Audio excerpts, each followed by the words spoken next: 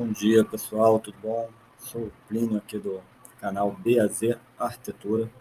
Vou falar um pouquinho hoje sobre manifestações patológicas em sistema de vedações verticais.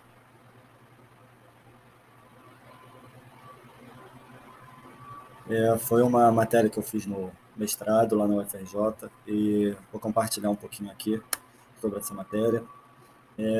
A gente pegou um artigo já publicado e a gente comentou sobre ele para entender o porquê que certas manifestações aparecem, como a gente pode mitigar, onde a gente pode tentar melhorar a execução ou a especificação de materiais. Então, o artigo falava sobre a estimativa da degradação de fachadas com revestimento cerâmico. Daqui foi um estudo de caso feito em Brasília, mas essa estimativa desses revestimentos eles podem surgir assim e ser aplicado em vários locais, né? Aqui com a introdução a gente vai falar um pouquinho do objetivo do trabalho, sobre o estudo de caso, sobre a metodologia, o resultado e as contribuições científicas que esse trabalho trouxe. Então, para falar sobre o objetivo, é apresentar uma metodologia de inspeção, identificação e quantificação das manifestações patológicas que ocorrem com maior frequência nas fachadas dos edifícios. Então, quantos edifícios a gente passa por aí e a gente já não percebeu que tem alguma manifestação patológica, um desplacamento, um descolamento ali daquela cerâmica. A gente chega até a pensar, assim, muitas vezes, poxa, revestimento cerâmico na fachada não vale a pena, né? Mas por quê? Será que realmente não vale a pena? Será que é muito pior? Será que o estudo preliminar feito para a tomada de decisão foi adequado? A execução foi adequada? Então, é sobre isso que a gente vai falar nesse trabalho. O estudo de caso fala sobre a amostragem e tomada no contexto dos edifícios lá em Brasília, considerando a vida útil, a tipologia básica das fachadas e a idade da edificação. Então, qual é a vida útil de um revestimento cerâmico na fachada? Né? A tipologia básica da fachada que foi utilizada, a altura, quantos pavimentos, quantos apartamentos por andar, qual tipo de pastilha, tamanho da pastilha, né? E a idade das edificações, quanto influencia, né? A execução influencia mais do que a idade, é isso que a gente vai ver. Então, aqui a gente vai falar um pouquinho sobre as características das fachadas desses edifícios. Então, dentro da amostragem do estudo, foi assim, feito com uma área total de amostra de mais de 32 mil metros quadrados. A área média de amostra de fachada é de 336 metros quadrados. Então, cada prédio tem mais ou menos essa área. A quantidade de andares dos edifícios ali de 6 andares, material de acabamento na fachada, pastilha ou elemento cerâmico. Tipo do substrato do sistema de vedação, bloco cerâmico. Então, são estruturas convencionais, concreto armado nos pilares, vigas e laje, e revestimento feito com bloco cerâmico. Tipo da estrutura do edifício concreto armado. E a idade das fachadas foi feito um estudo com edifícios de 5 a 48 anos. Vamos lá, interação, fachada e agentes de degradação. Tipos de movimentação que podem ocorrer nas edificações. Tensões mecânicas, né, o choque. Pode ter também o choque térmico, que é a mudança brusca de temperatura. A fadiga, aquele exercício, né, aquele movimento repetitivo da estrutura. Tensões térmicas, de acordo com a amplitude térmica do local. Tem locais que à noite faz muito frio e durante o dia a uma temperatura elevada. Então, nessa amplitude térmica, pode ser de 5 graus, 6 graus, e de manhã está fazendo 20, 25, 30 graus. Então, em um dia, ele tem uma amplitude de maior que 20 graus. Então, a estrutura sente, porque ela retrai, expande de acordo com a temperatura. Expansão por umidade em elementos cerâmicos, infiltração, que pode ocorrer com as chuvas dirigidas ali, em uma falha dos revestimentos, entre outros. Então, aqui a gente vê um descolamento de cerâmica em paredes contínuas. Isso é muito comum, né? Se a gente passar observando aí prédios e pela cidade, pelo bairro, a gente vê que tem muito dessa manifestação patológica. E essa daí, por exemplo, ocorre pela falta de junta de dilatação, né? Tem gente que acha até bonitinho quando um lado vem fechando com o outro certinho assim e faz um acabamento em 45 graus, né, nas pastilhas. Isso é errado, né? Na mudança de direção, a gente precisa ter uma junta de dilatação que vai permitir o material expandir e retrair e continuar no mesmo local, né? Esse encontro de pastilha provoca aí esse desplacamento, esse descolamento em seguida o desplacamento das pastilhas cerâmicas. A interação fachada e agente de degradação continua aqui com as principais propriedades dos materiais. Então, as deformações e movimentações diferenciais, a gente brinca que isso aqui é como uma orquestra. Cada um toca um instrumento diferente, mas tem que ter uma harmonia. Então, a gente vai ver mais para frente os tipos de camadas que complementam o sistema de vedação. Mas cada tipo, né, cada item ali, o embolso, a pastilha, a argamassa, a alvenaria, ela vai ter um módulo de elasticidade, um coeficiente de dilatação térmica, uma condutividade térmica, um calor específico. Né? Falando assim, o que é a condutividade térmica? É quanto que ela passa de uma face a outra, né? Quanto ela consegue absorver, quanto ela espelha, quanto ela passa de uma face a outra. O coeficiente de dilatação térmica também, o quanto ela expande, né, e retrai de acordo com, a, com a temperatura.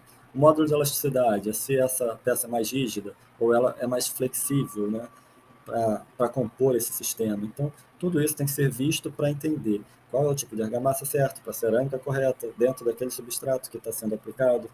Né? Então, o sistema de revestimento, as camadas, né, que a gente estava falando. Aqui a gente abarcou, a gente está falando sobre os elementos cerâmicos, os rejuntos que vão ser colocados, a argamassa colante e já o embolso. Então, dependendo do elemento cerâmico, a gente tem um espaçamento diferente para o rejunte.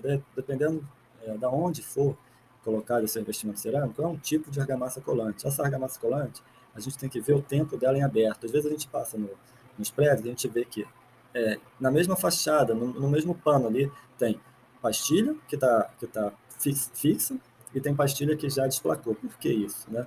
Será que foi uma falta ali de a junta de dilatação? Será que foi uma falha no rejunte, que não fizeram ali as manutenções do rejunte? Esse rejunte foi abrindo, porque ele tem um tempo de vida útil menor do que a cerâmica, e ele foi abrindo, e aí entrou uma chuva dirigida, e houve expansão dessa água, e ajudou no processo de desplacamento, né, na aceleração desse processo, diminuição da vida útil. Então, esses itens a gente tem que pensar e começar a entender como esse revestimento funciona para ele ser aplicado. Então, aqui tem, primeiro que está sendo contemplado, a alvenaria. O segundo, o substrato, né, que o substrato ele é composto ali do chapisco, ou pode ser camada única, ou pode ter embolso e reboco, enfim, aí ali é o substrato. O 3 é a argamassa colante, o 4 é o elemento cerâmico, e o quinto é o rejunte. Esse é o sistema ali de vedação das fachadas externas. E aqui, dentro desse sistema, como é que aparecem ali as manifestações patológicas? Então, a gente separou aqui em edifícios até 10 anos e acima de 10 anos. E a gente consegue ver que a manifestação campeã ela está aqui no descolamento cerâmico. Nos edifícios de fachada com fachadas até 10 anos, tem 53% de edifícios com essa manifestação patológica. Do estudo que foi realizado com fachadas até 10 anos,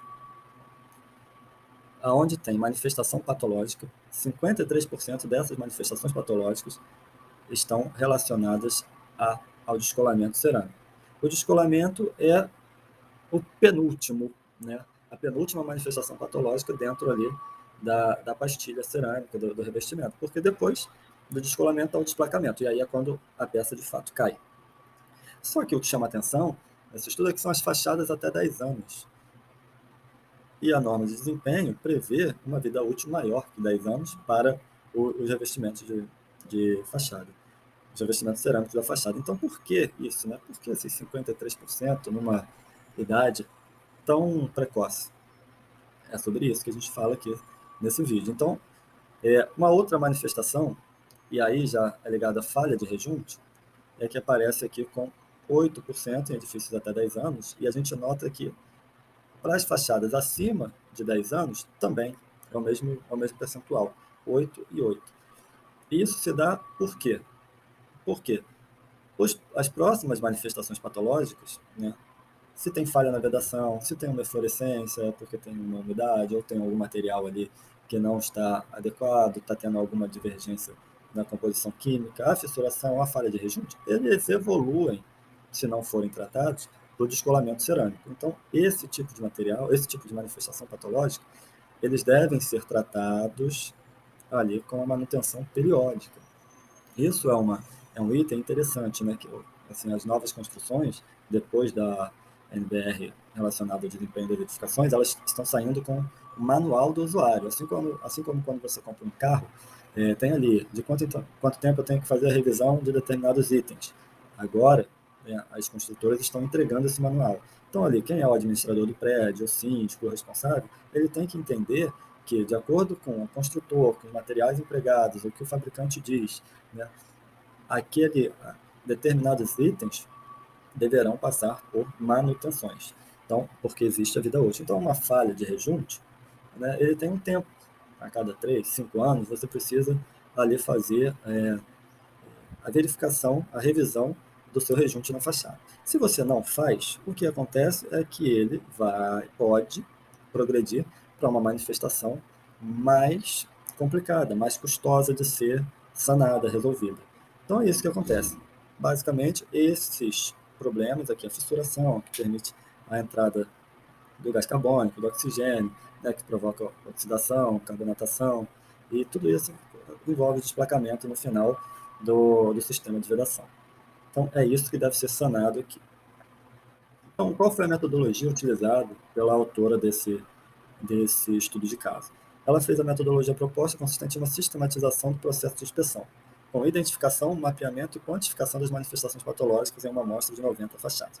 Ela pegou 90 fachadas e mapeou, fez esse mapeamento, identificou quais são os tipos de patologias, em quais locais eles aparecem mais, tem maior incidência, através dessa inspeção. Então, aqui, o levantamento das degradações de fachadas, ela vem pela obtenção de informações preliminares e dependem das identificações históricas da intervenção. Então, ali, como você consegue isso? Conversando com o proprietário, com o responsável pela edificação, o prédio, e ali você pode ter assim, uma inspeção visual e essa anamnese, que é o contato, entender o que está acontecendo, o que já foi feito através de histórico, né? Ver ali a exposição intempéries, né? Tá ligado? Se tem uma cobertura, se tem uma área de sombreamento, o local, né? O clima, se é uma fachada sul, uma fachada norte, se tem maior incidência solar, se é topo, cobertura, tudo isso vocês vão ver que tem ligação direta com as manifestações patológicas, né? Então, aqui, esse é o mapeamento das manifestações patológicas em revestimento de fachada. Aqui ela mapeou topo e juntas, né? Cantos e extremidades, transição entre pavimentos, aberturas, onde tem uma maior tensão aplicada local, paredes contínuas, né? Nível do solo, a representação esquemática das regiões de análise na fachada. Então, a formação de bolor na parte superior da fachada aqui, ó, quando você não tem um material de vedação nessa fachada, um chapim, alguma coisa que vai impedir com que a chuva ela bata, né, no topo e fique alojada e escorrendo aqui pelas laterais. A formação de bolor na parede e nas regiões inferiores da fachada, então é aqui, ó, onde você tem uma parte aqui de uma tubulação que aparentemente joga, né, ou esgoto, ou água pluvial, né, esgoto pluvial, ou de cozinha, alguma outra coisa. Essa daqui parece que é uma tubulação pluvial descendo, né? E vai degradando, né? Diminuindo a vida útil desses revestimentos. Aqui com maior detalhes, as fissuras mapeadas na região superior da fachada. A fissura mapeada muitas vezes acontece pode ser por um emboço que foi mal curado, foi feita uma cura rápida, porque aqui é onde tem a maior incidência solar, no topo da edificação. Então, o sol, a temperatura aqui, o sol bate mais forte. E aí, se não houver a cura adequada, há essas fissurações. E também pela incidência da chuva.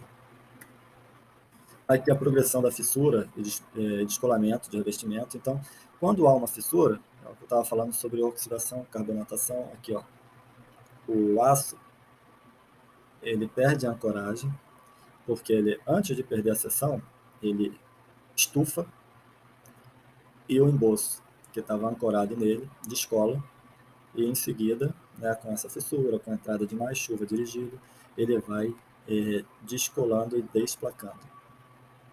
Então, uma manifestação patológica que aconteça dentro da edificação, ela tem que ser sanada o mais breve possível, porque a tendência é que essa manifestação patológica evolua e se transforme em situações mais difíceis de serem resolvidas. Progressão da fissura de descolamento do revestimento. Então, aqui é onde tem uma aplicação de tensão localizada, né, de forma diagonal. Então, esses revestimentos aqui, eles descolaram.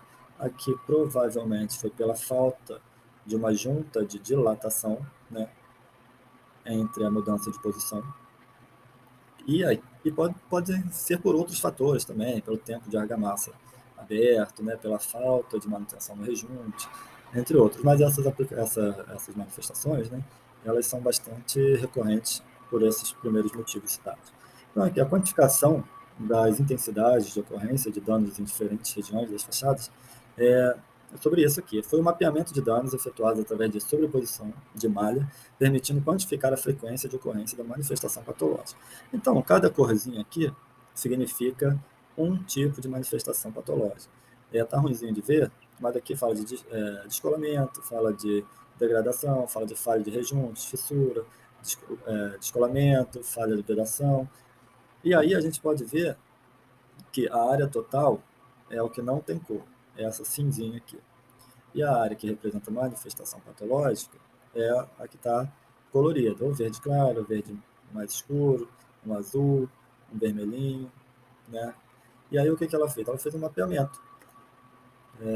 Os resultados mostram elevado fator de dano de descolamento cerâmico e evidenciam que os valores mais elevados dos fatores de dano foram observados nas fachadas norte e oeste e ainda nas fachadas com idade acima de 10 anos. Os resultados mostram também que os danos ocorrem com maior frequência na região das paredes contínuas.